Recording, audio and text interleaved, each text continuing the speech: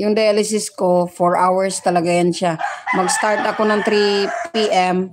So, mag-start ako ng 3 p.m. Pero ang pag-start talaga ng treatment, yung 3 p.m. makapasok na ako niyan sa upuan ko.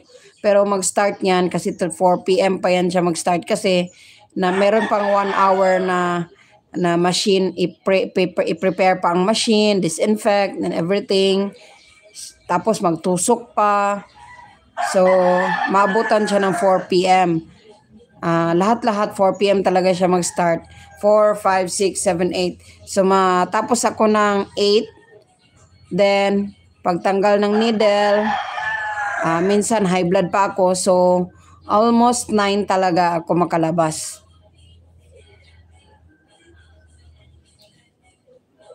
By 9, ayun, okay na. Bali, palabas na ako niyan by 9.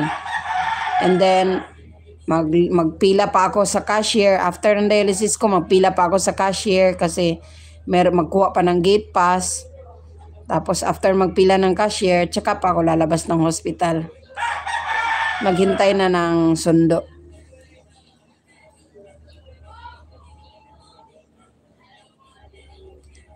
In God's kuan, nagpapasalamat talaga ako kay Lord kasi hindi niya ako pinapabayaan. Malakas pa rin ako, kayang-kaya ko pa mag-isa. Kasi kung mahinang-mahina ako, hindi ko yung wala akong lakas, hindi talaga ako papayag na ako lang mag-isa. Kaya nagpapasalamat talaga ako na okay yung aking katawan. Okay ang aking katawan. Kinakaya ko pa na kuan, maglakad ng hindi naman medyo malayo. Pero at least ako makalakad lang ako mag-isa ba.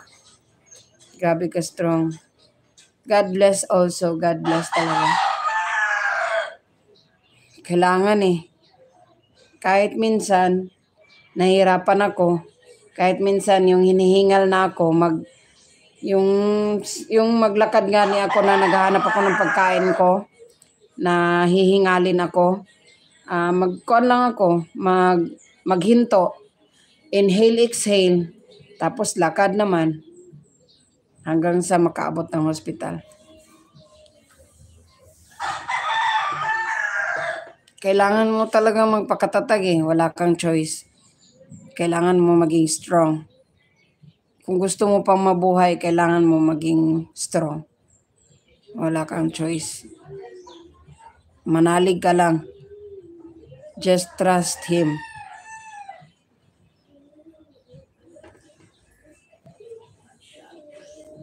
May diet ka niyan, sis. I mean, may mga bawal food kainin. Actually, hindi naman siya sinasabing bawal lahat, no? Control lang. Example sa prutas, hindi ako pwedeng kumain ng maraming prutas. Konti lang, siguro tikim-tikim lang, mga 2 piraso, 3 piraso, or sa mangga, mga half lang or 1/4, sa saging, 1/4, mga ganun. Tikim-tikim lang. Tapos sa tubig ko, control lang din ang tubig ko. Kailangan 1 litro lang sa isang araw or less. It's better less. Kasi mahirap pag masobrahan ka sa tubig, mamanas ka, pupunta yung ibang tubig sa baga mo, hindi ka makahinga. Tapos yung sa karne naman, konti lang din ang dapat makain ko sa karne. Siguro, mga 1 serve or mga 2 serve, pero yung konti lang, mga ganun lang sila kalaki.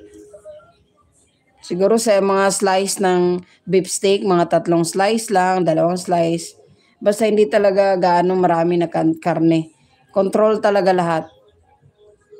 Kailangan control lahat. Wala naman sinasabi na bawal siya, no? Pero i-control mo lang talaga ang pagkain mo. Hindi pwedeng sumobra. Sa mamantika, hindi ka pwede masobrahan sa mantika. Konti lang. Tapos hindi ka pwede sobrang alat. Basta lahat ng sobra, hindi talaga pwede. Kasi ikaw yung mag-suffer sa consequence. Ikaw yung kasi mag-suffer pag masobrahan ka, hindi ka makahinga. Yun talaga ang magiging resulta niya, hindi ka makahinga. Tama, choice talaga natin if gusto natin mabuhay matagal. Yes po.